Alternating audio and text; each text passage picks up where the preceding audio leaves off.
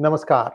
Hello and welcome to P Guru's channel. I'm your host Sri Iyer. Joining me today is Utsav Chakrabarti as we discuss a very important legislation that is doing the round in the state of California. And this is going to shock you. So there are people who are relentless. They want to keep causing trouble. To know more about this and to get a better, deeper perspective on what it indicates, let's welcome Utsav Chakrabarti of Hindu Action. Utsav, namaskar and welcome to P Guru's channel. How are you? Namaste, Shri, and happy to see you. So, Utsav, this thing has come not as a surprise because they are not going to be laying down quietly when SB 403 died at the desk of Gavin Newsom. They wanted to do something else. Now, recently, we have been following what is happening in Canada. Something similar to a caste discrimination law is being mulled over there, but this is something even more different. So, to get a perspective of what this new law that not Congresswoman, State Assemblywoman Dr. Bains is proposing, kind of walk us through what is going on. And we have a small slide deck, viewers, and a request to all of you to first like this video because this is getting a little too relentless is all I could say.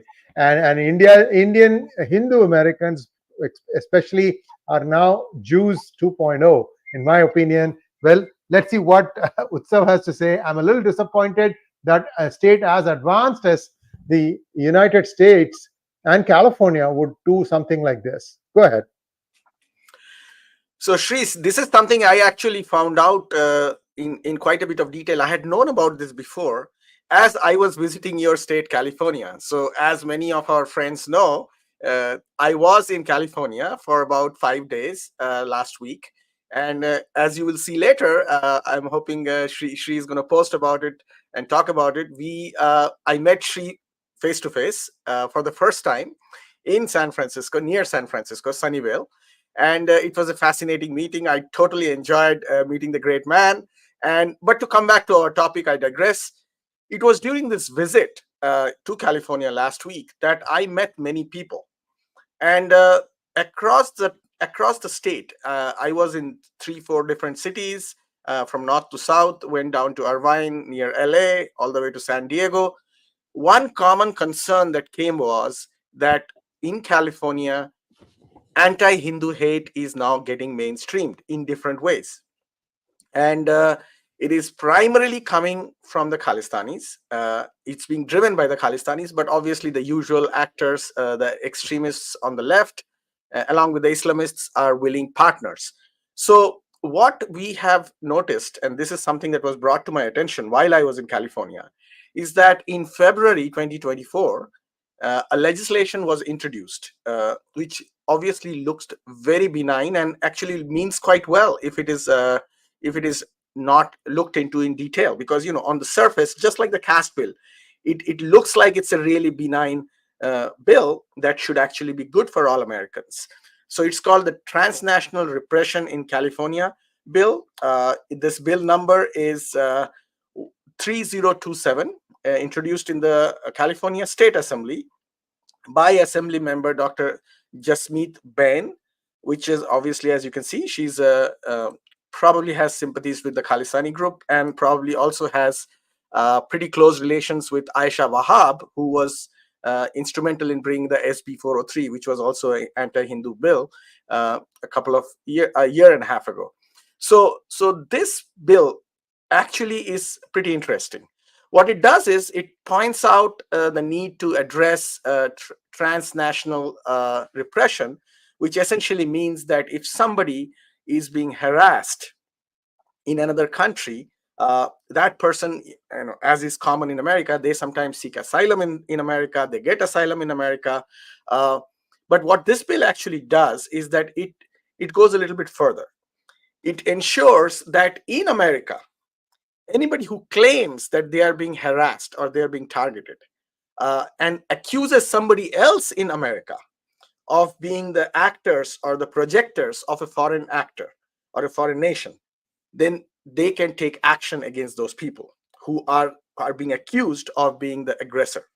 For example, it is quite common to know that China has extrajudicial, so-called police in America, and they go after Chinese who are dissidents against the government of China, against the CCP. And they go after them in America. Similarly, Russia is known to target people who Russia considers its enemies in Western countries. Same for North Korea. But if you read the bill, and if you go to the next slide, Shri, this is obviously Jasmeet Bains, who is the assemblywoman who introduced it. Go to the next slide. One more. I think this is the older version I think we are using. I actually added a slide which I will read out. I'll read out the content. I think it's slide number 3, if you noticed.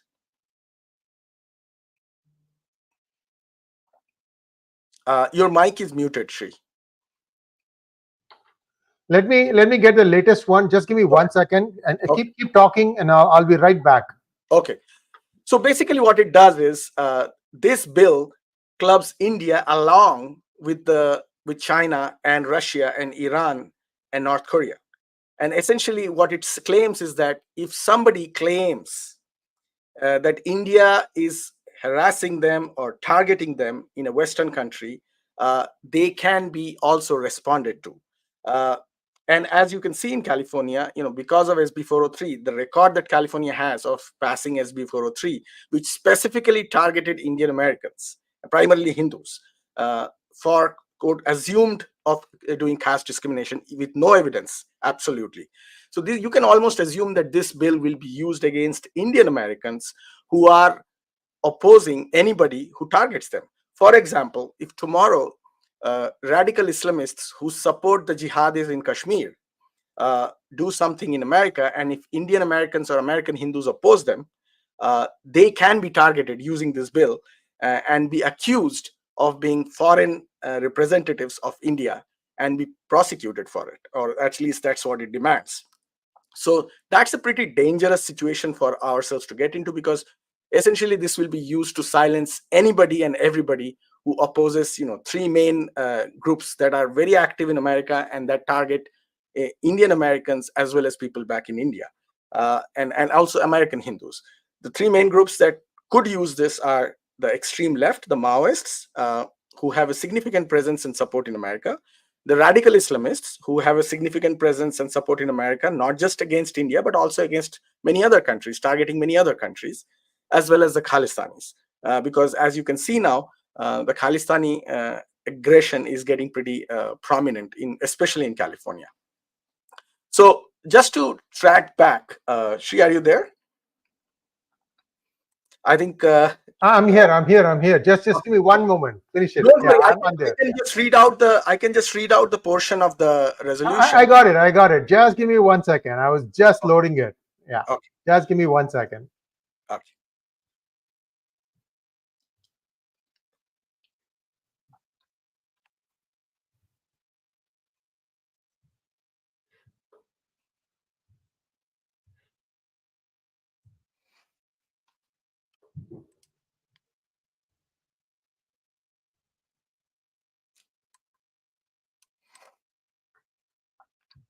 Just when I thought it'll be done fast. Okay, here we go.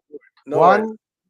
See, this is what is the problem with. So I think the font got modified, but no worries. Yeah.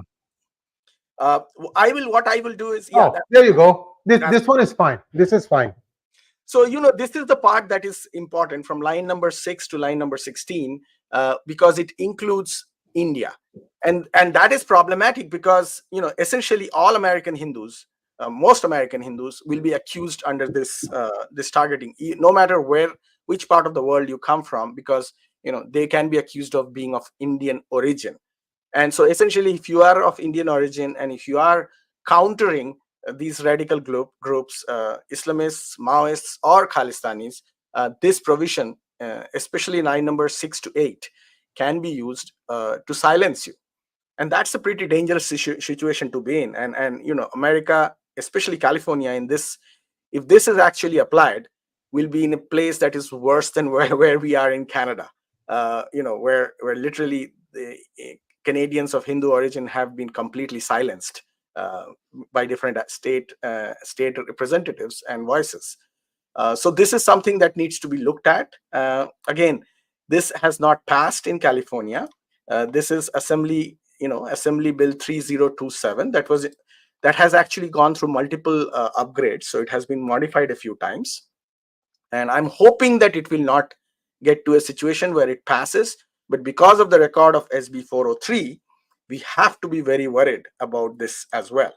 Now, I wanted to go into a few more slides, Shri. Yeah, this is 4, slide number 4. Yes. So, this as I mentioned, I already discussed about this. Go to the next one. Yeah. So this is important because there has been studies done in America, and this is a 1-year-old study by NCRI Labs, which is a Rutgers University-based independent AI research group. What they have found out is that there is a very aggressive cyber activity that is directed against Indian Americans and Hindu Americans, emerging from different countries, but also very much present in America. And their research actually found out that before Hindu temples are attacked, or before any institution or organization or individual representing Hindu community in America or the Indian American community is attacked, there is a spike, very severe spike in cyber activism from the so-called Khalistani groups. So it is very important for us to understand and look at it in this perspective, because tomorrow, when these things will happen again, this California law, if it is passed, will silence the Hindu community completely. They cannot respond back at all. So that's something that our listeners should know, Californians should know, and they should make sure that this bill doesn't pass, or if it passes, they should exclude India with amendment, because India is an American ally, and that's very critical for most people to understand, especially in California. If you go to the next slide, please. Next one. So this has also got implications for the Jewish community, because current status of the resolution doesn't include Israel and the Jewish community, but it is just one amendment away from including them. And given the current status in America, where the radical Islamists and the pro-Hamas communities have been so vociferous against the Jewish community, that I will also be warning the Jewish community, and we should share this concern with the Jewish community as well, that if that next amendment comes and adds Israel and Jews into this, they will be silenced as well. And they will be accused of being quote unquote agents of Israel every time they speak against Hamas or their supporters. So that's something that I wanted to present to your audience, Shri, and discuss. Thank you so much, Utsav. So let me give you some scenarios. Now, we know that Pannu has some unfinished business as far as the Indian legal system and penal system are concerned, and he has not been coming back. And I think there was a court order based on which they essentially bulldozed some of its properties. I think he had not paid, or there was some, I don't remember the exact details, but it was a court order. Now, will this also be taken into cognizance that he is being targeted in United States, and that there has to be some sort of reparations or whatever, completely ignoring the fact that this guy broke the law in India? So see, this is the slippery slope part of this bill, that there are real actors like Russia or Iran or even China that actually do things to their dissidents. But the slippery slope part here is that if somebody commits a crime let's say in India, or if somebody commits a crime targeting Indian Americans here, and this is something that should be very much understood by people who are listening, by the American Hindu community as well as the Indian American community. When the temple in New York was attacked and the statue of Mahatma Gandhi was broken by the so-called Khalistani activists, they did not face hate crimes charges. The reason for that was given as they were doing quote unquote political dissent. So this is the slippery slope of this bill, that in this bill they will want to get away with things that would be otherwise considered hate crimes and call it political dissent. And not only that, what this bill might even end up doing is penalizing Indian Americans who oppose their activities. So tomorrow, Sri Iyer or Utsav Chakravarti if we are speaking the way we are speaking against the Khalistanis and exposing their past of being, one of the worst terrorist uh, movements in the world, we will be targeted. We could be legally targeted in America, because quote unquote we are doing transnational repression, and that would be, no matter, you could be an American citizen, and no matter what, it can be used against you, and that is a pretty dangerous place to be. And to put India in the same league as Russia and China and North Korea and Iran is something that our legislators and our lawmakers should seriously rethink about. I mean, what the highest income group in California are Indian Americans. So basically, they are going to be alienated right away. So Your I mic. feel sad. I feel sad that people of Indian origin are essentially being used to target our own other people.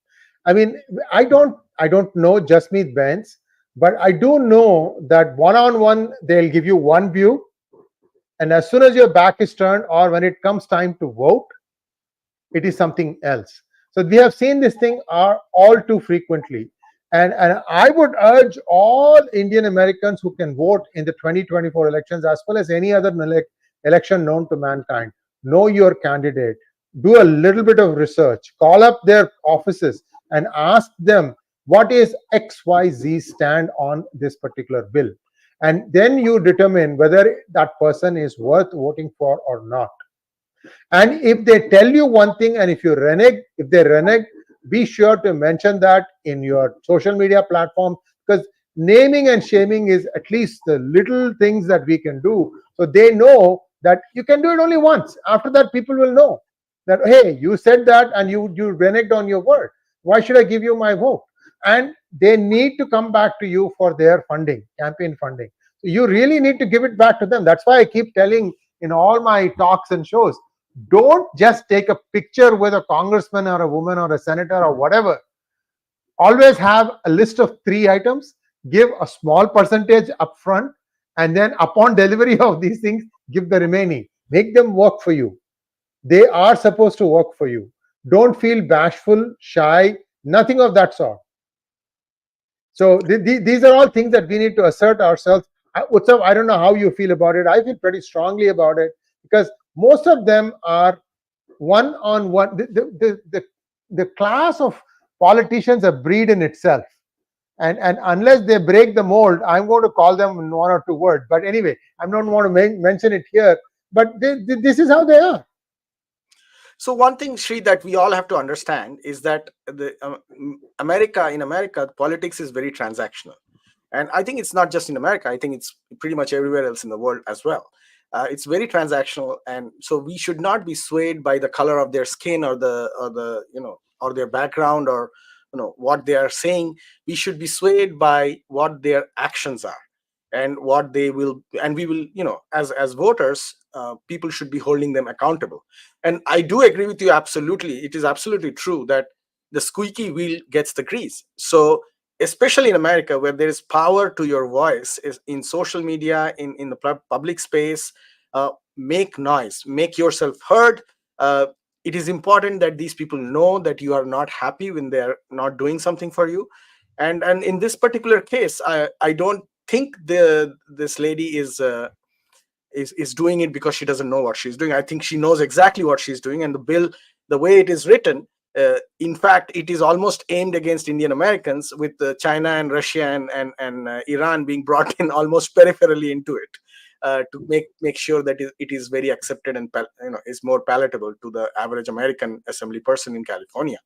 But this is another version of the disingenuous influence operations being carried out in California, primarily because our community is so strong there, is doing so well there. This is basically the same intent as the SB 403 caste bill was, and that is why it is important to look into it. Thank you so much. So we have a few questions, and with that, we can wrap up the show. Sure. Thank you, Raghuram Chadlavada, for your generous donation. Thank you so much. And Desi Stan wants to know, By this logic, Khalistanis are Indians. It should affect them too if they target Hindus. Well, the Khalistani narrative has always been that they are not part of India. In fact, they are calling for a separate quote unquote country called Khalistan, which, if you see the map of, includes Dharmasala where Dalai Lama lives. And I was actually seeing that map, and a few Tibetan friends were pretty annoyed and upset about it. So, yeah, Khalistanis believe that that's their point of view. And I think the way they will present this is that the state of India, which is the Indian government, is harassing them, is doing transnational repression against them, and they seek support from America because they are living in America as Americans to address this. And as part of the process, they will target Indian Americans as well. So yeah, they will not be considered Indians when they are presenting this case. This is early days. I'm not sure if this has been already read in the Senate Judiciary Committee of the state. No. And I don't think it has been. Again, see, this is also going to be farcical because many people spent a lot of time going and spending their own money, traveling. See, California is a very big state. It's a very big state. It takes 8 hours to get from LA to Sacramento, and it'll take 12 hours to get from San Diego to Sacramento. And Sacramento is sort of not Northern California or Southern California. It is central or just the northern part of Central California. From there up to the border of California in the north, that's another 10, 12 hours. It's a huge state. And people spent their own money, drove hours just to give a 5-minute representation as to whether they wanted yes or a no on a particular bill. This is the caste bill. Now, the same thing will get played out. And again, the way they word it, it makes it sound like there is a genuine thing, that it is something that has been happening for ages. See, the thing is, these are all fake narratives. And the best thing I can tell you right now, if somebody tries to call up Dr. Bains' office to ask them to explain this, nobody will respond. They won't pick up your calls. If you even force them to try and answer your questions, they get a very confrontational attitude. I'm stereotyping, of course, but that is what is the experience we have gained from explaining the caste law. When people were told, like, look, you are doing something wrong here. I mean, they basically were essentially confrontational. Like you mentioned about this other lady, that's exactly what happened. She has a brusque, Yeah. very brusque, almost like radioactive kind of a personality, in the sense that, how dare you ask me that sort of question? Not her, but the people that she has surrounded herself with. And this has become par for the course. I mean, you got elected based on Hindu American votes, and next time I tell you, this person will be roundly defeated in the primaries itself, if not recalled before that. Let's wait and see, because that's again something. It's in the one thing you have to understand: the reason they are able to get away with these things is because what they do is this is how disinformation works. They mix some truth with untruth. And in this particular case, the way the bill is being written is that they do include China. So they will try to get the support of Chinese dissidents, whom we also support in all sense. We are for the Tibetans, we are for the Uyghurs. So we do support them. They will try to get the support of Russian dissidents, and that's the hot potato topic nowadays. So literally everybody and their brother and sister will support them. They will get support from Iranian dissidents, again another hot potato topic that will bring a lot of allies. In between, they slide India into it, and without even considering or without even mentioning that, okay, who are the Khalistanis and what have they done, and how are they different from let's say Tibetans. So that once you see the disingenuity and call it out, but they do it in a very, that's what they did in SB 403 in the caste. They would make it look like it is people calling for equality versus people calling for an inequality. And obviously everybody wants to be on the side of people calling for equality. So that's what they did in the SB 403. So this is it's a morally deceptive step. It's the way they do it is morally very deceptive, and that's what makes it so dangerous. But it's important for us to look into it and call it out early on. So viewers, just like SB 403, P Gurus is at the forefront of this also. We will create awareness. We will get you more people coming and weighing on this, and we'll keep you posted on what is happening. Utsav, thank you so much for taking the time out. It's really late in the night there. I'm sure fireworks are still going off. At least you can hear, viewers, the fireworks have just started here because it just became dark. So thank you so much, and we'll be back Happy again 4th with of Utsav. July, and happy 4th of July to all our Happy listeners. 4th of July. Yes, Yes. yes. Namaste. Thank you so much. Namaskar.